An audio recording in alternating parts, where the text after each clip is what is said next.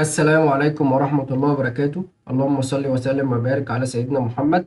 بإذن الله النهاردة هنبدأ نحل لابات على الأندرويد بين تيستنج على موقع هيكس 3. واللابات دي هتكون مركزة أكتر على الأكتيفيتيز والإنتنس. وقبل ما نبدأ الفيديو النهاردة لازم تكون فاهم أندرويد كويس جدا، يعني لازم تكون فاهم لغة جافا والأو بي بي، عشان في الأندرويد بين تيستنج أهم حاجة عندك هي تحليل الكود. ومن خلال فهمك للكود هتقدر توصل لثغرات وتستغلها بشكل احترافي. يلا بينا نبدأ الفيديو. ده موقع هيكس 3 براكتيكال ستارت اكتيفيتي. ده الابلكيشن اللي احنا هنشتغل عليه. انا اوريدي بالفعل عملت له داونلود ونزلته. تمام. هنا طالب مني فلاج واحد وفلاج اتنين وفلاج تلاتة. طيب، احنا بس محتاجين الاول نسطب الابلكيشن على الديفايس بتاعنا، فنقول ls الديفايس الابلكيشن انستول اي دي بي انستول اي او هيكس 3 اتاك سيرفيس اي بي كي. هتلاقي الابلكيشن بيتسطب معانا هنا، بتعمل له انستول. حمل يا عم الكمبيوتر.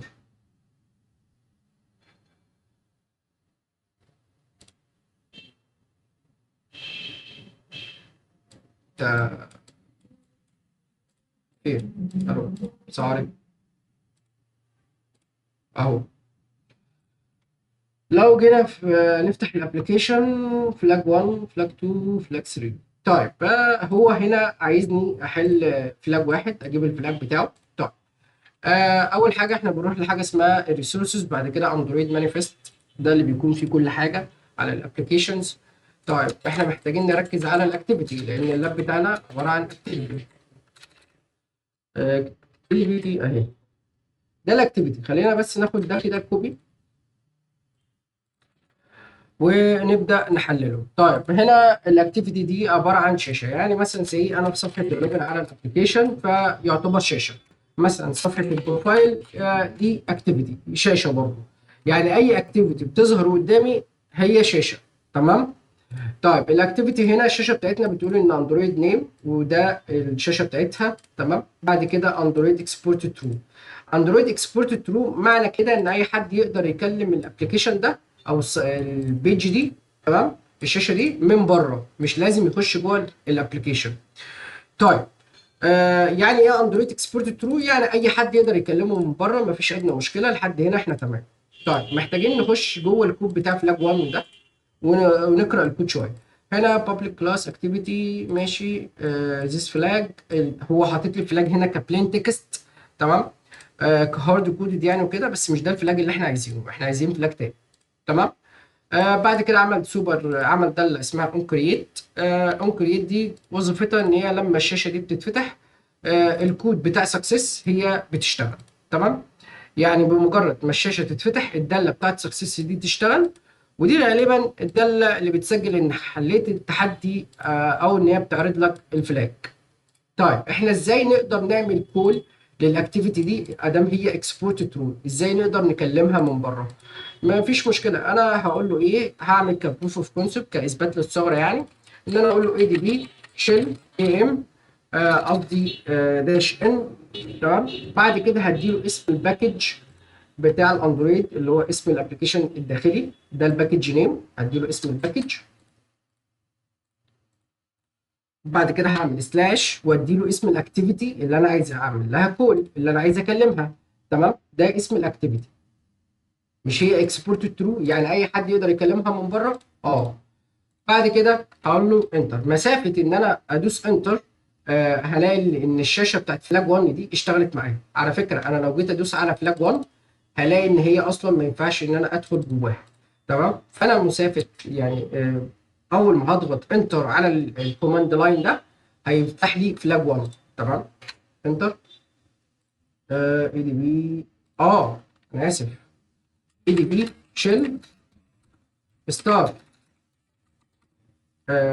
بعد كده داش ان وادي له نفس الكوماند الامر ده. ماشي. كليبيا اي دي بي شيل اي ام ستارت.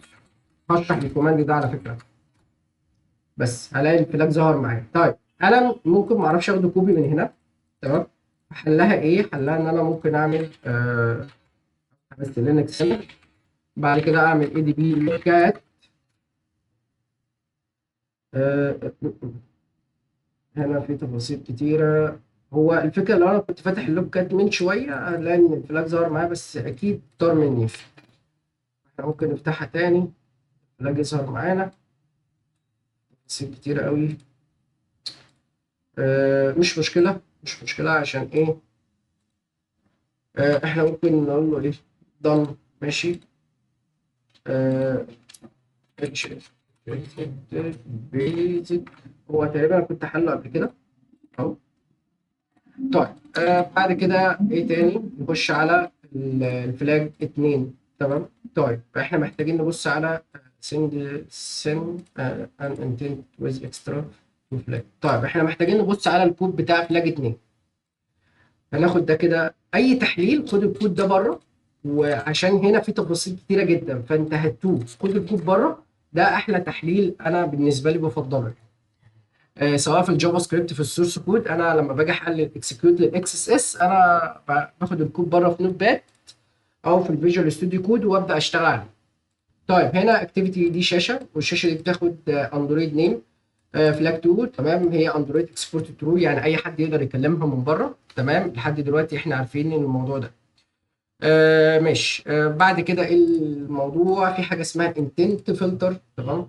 لو انت مش فاهم يعني ايه انتنت فلتر انت ممكن تبحث عنها في جوجل كده، ولكن هي عباره عن برضو ان هي لو مفيش اكسبورت ترو فانتنت فلتر دي هي اكسبورت ترو برضو تلقائي. يعني لو مفيش حاجه اسمها اندرويد اكسبورت ترو امسحها كده، ولقيت انتنت فلتر هتلاقي ان هي اكسبورت ترو تلقائي.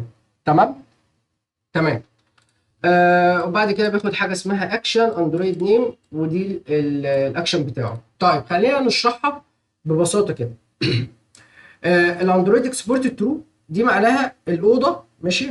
هنديها بقى ايه امثله. دي الاوضه بتاعتك، الاوضه بتاعت مين؟ بتاعت فلاج 2 ده، بتاعت اي او هيكس 3 اتاك سيرفيس اكتيفيتيز فلاج 2 اكتيفيتي.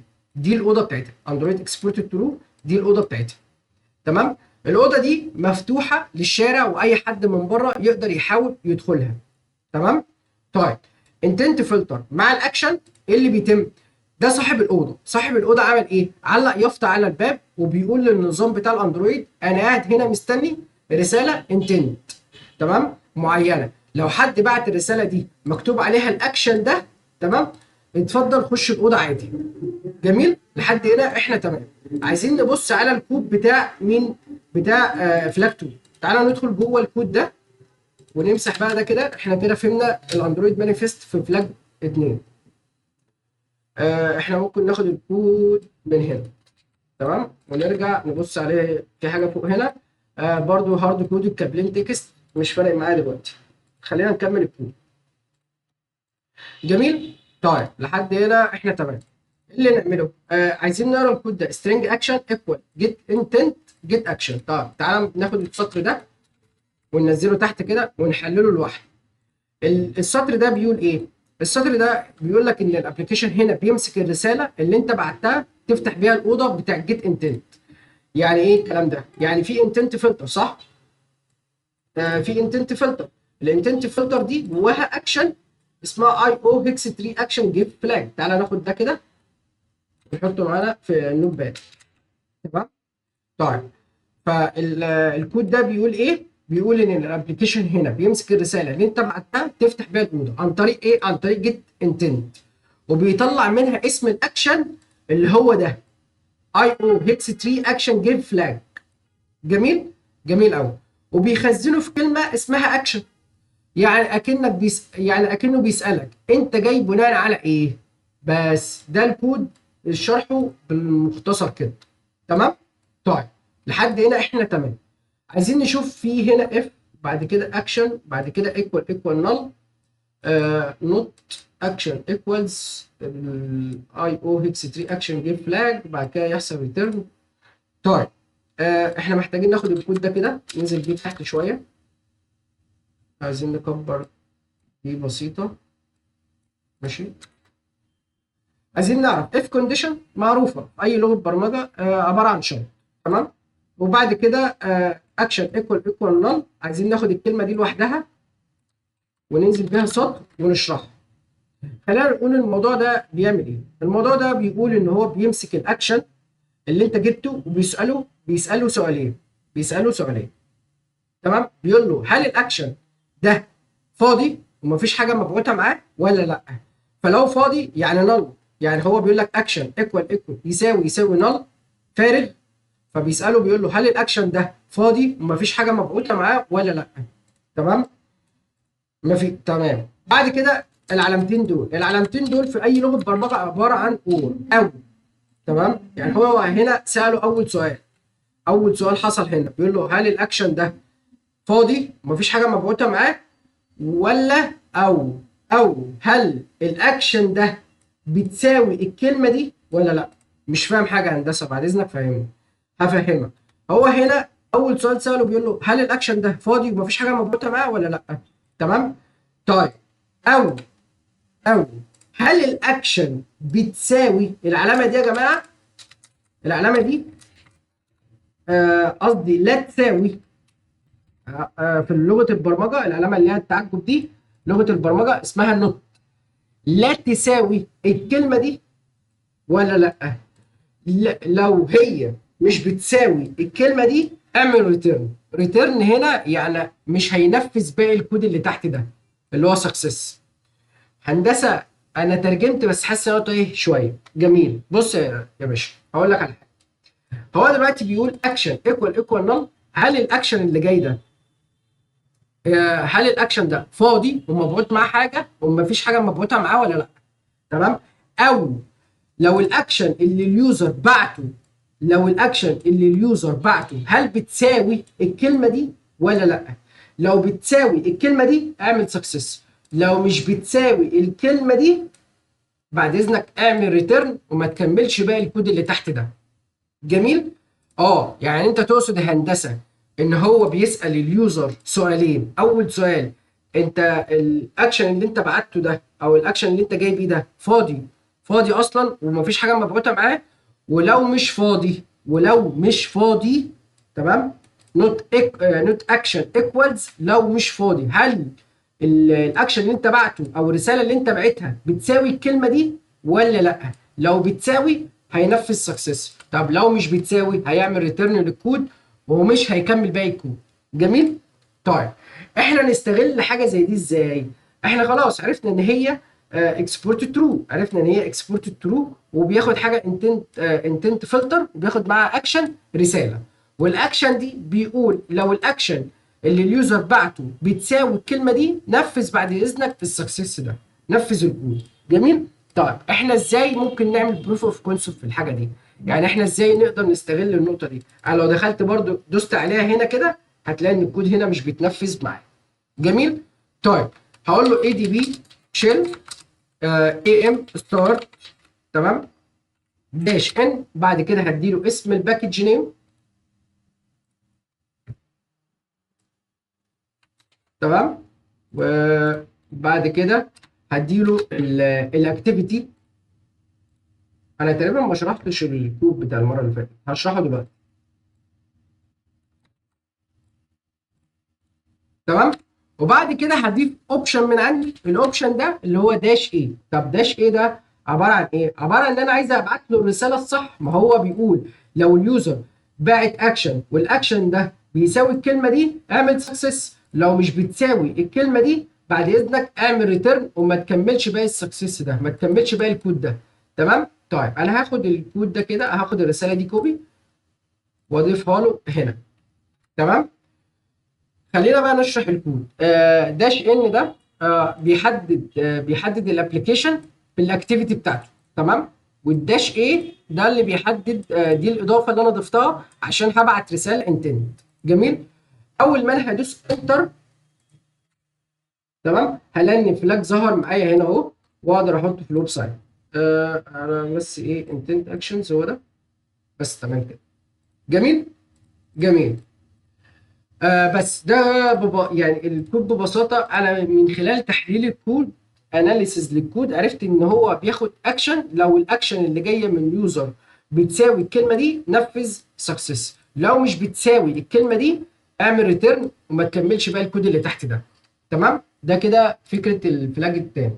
نخش نبص على الفلاج التالت. تعالى نبص على الويب سايت تارجت ذا فلاج ويز اذر داتا. طيب تعالى نخش نبص عليه. ناخد الكود ده كده ايه، كوبي، ونحطه هنا. اكتيفيتي شاشه برضو اندرويد نيم اي او هيكس 3 اتاك سيرفيس اكتيفيتيز فلاج 2 ماشي. اندرويد اكسبورت ترو ماشي، اي حد يقدر يكلمها من بره. بعد كده عمل انتنت فلتر اكشن اندرويد نيم اي او هيكس 3 اكشن جيف فلاج ماشي.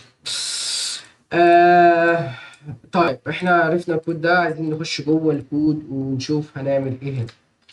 طب خلينا ناخد الكود ده كده برضو نفس الفكرة. ماشي، هنا مفيش أي حاجة مفيدة غير إن هو بيعمل فلاج هارد كود اون كريت دالة بتشتغل أول ما الكود يتفتح. طيب خلينا ناخد الكود ده من أول هنا ونحطه هنا. آسف. ستارت أكشن انتنت جيت أكشن. طيب بعد كده عمل اف كونديشنز تاني. بعد كده عمل اف كونديشن تاني. على فكرة هو نفس الشرح بتاع الكود اللي فات. خلينا اشرحه لك هنا بدل الزحمة اللي هنا دي. احنا المره اللي فاتت قلنا ان هو اليوزر بيسال اليوزر سؤالين: هل الاكشن اللي انت بعته ده فاضي مفيش حاجه مبعوثه معاه؟ تمام. ولو مش فاضي هل الاكشن اللي انت بتبعته ده بتساوي الكلمه دي ولا لا؟ جميل، لحد هنا احنا فاهمين الحته دي. نفس الشرح حرفيا بيطبق على الداتا الويب سايت ده. بس هنا في لغز اللي هو ايه بقى؟ هو بيقول لك هل الاكشن اللي انت بعته ده فاضي ولا مش فاضي؟ ولو مش فاضي هل بتساوي الكلمه دي؟ لحد هنا احنا تمام. لو مش لو بتساوي الكلمه دي نفذ الكود اللي بعده. تمام. ساعتها لو لقى ان هي بتساوي الكلمه دي هيقول لك تمام، خش على الكود اللي بعده. الكود اللي بعده بياخد يو ار اي داتا. تمام. بعد كده عمل اف داتا ايكوال نون. بيساله برده سؤالين، بيقول له هل الداتا اللي انت بتبعتها معاك كسترنج بتساوي الويب سايت ده ولا لا؟ ولو بتساوي الويب سايت ده نفذ سكسس على طول. بس انا عايز اقول لك حاجه بقى. هو هنا لو لقى ان الاكشن اللي اتبعت، الاكشن لو اتبعت غلط، تمام، اصلا مش هيكمل ريتيرن. ولو الاكشن اتبعت صح وهيخش على الكود التاني في الداتا وهيبعت الداتا غلط هيحصل ريتيرن، مش هيكمل باقي السكسس. ايه ده يا هندسه؟ طب ما في ده في اول شرط اتحقق. هقول لك ما هو هنا عايز اول شرط يتحقق وتاني شرط يتحقق. تمام. ما ينفعش شرط واحد بس اللي يتحقق والتاني لا، لازم الاثنين يتحققوا صح. فهنا بيقول لك انت لازم يعني هنا لو الداتا اللي انت بتبعتها بتساوي الكلمه دي نفذ الكود وكمل. لو الاكشن اللي انت بتبعته هنا ده صح نفذ الكود وكمل. لو الداتا اللي انت بتبعتها هنا لو صح نفذ اعمل سكسس على طول. تمام. طيب نعمل بروف اوف كونسبت ازاي؟ يعني نقدر نستغل الموضوع ده ازاي؟ مفيش مشكله. انا اقول له اي دي بي اكشن. تمام. بعد كده ام ستارت داش ان وادي له اسم الباكج الابلكيشن الداخلي. تمام. واخده كده كوبي. بعد كده هدي له اسم الاكتيفيتي اللي احنا عايزين نعمل لها كول، اللي احنا عايزين نكلمه. تمام. ونفتح بقى الابلكيشن جنبنا هنا تاني. بعد كده اقول له داش ايه، خد الاكشن بتاعك. الاكشن بتاعه يكون ايه؟ هيكون ده الاكشن بتاعك صح اهو.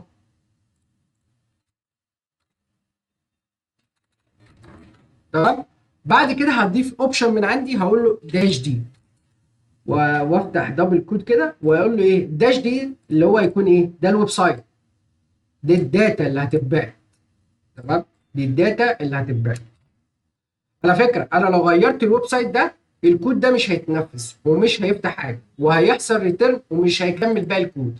لكن لحد دلوقتي انا فعلا كملت الكود صح، اديته الاكشن بتاعه صح واديته الداتا اللي هو عايزها صح وكل حاجه تمام. فساعتها اول ما هيلاقي ان الاكشن مبعوت له صح بتساوي الكلمه دي فعلا، وهيلاقي ان الداتا بتساوي الكلمه دي فعلا، فيحصل سكسس فيشتغل الكود. انتر. الفلاج ظهر معايا. آه بس كده. بس ده ببساطه جدا. داش ايه ده الاكشن اللي احنا عايزين نبعته، والداش دي الداتا اللي انا عايز ابعتها ونبعت عن طريق اللينك بتاعها يعني عادي. تمام. بس دي كل الفكره في الثلاث لابات في موقع هيكس 3. بيركز اكتر، هو بيعلمك هنا عن الاكتيفيتي، ازاي تقدر تعمل كول من شاشه لشاشه لو انت مالكش بيرميشنز او صلاحيه. لازم تكون فاهم سورس كود شويه، يعني لازم تكون فاهم سورس كود، ولكن انا مش بقول لك لازم تبقى تنين مجنح في السورس كود، لا خالص. انت من خلال السورس كود ومن ممارسه من لابات وكده هيخليك تفهم الكود. يعني مثلا الكود بتاع فلاج 2 ده، تعالى نرجع له كده.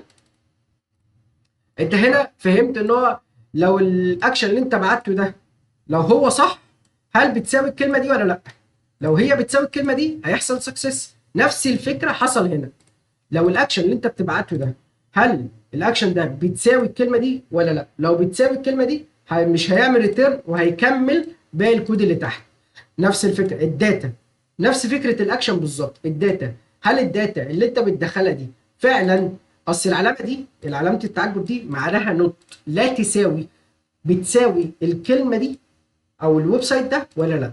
لو بتساوي هيعمل سكسس. بس هي الموضوع كله سهل جدا، ما فيهوش اي حاجه، بس تحليلك للسورس كود انت عرفت تقدر تكسر الشاشات دي كلها.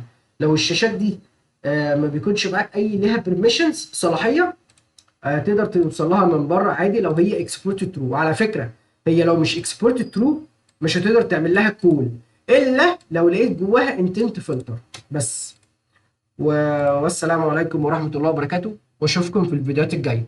لو عجبك الفيديو ما تنساش تعمل لايك وشير، ولو عندك اي سؤال تقدر تكتب لي تحت في الكومنتات. سلام.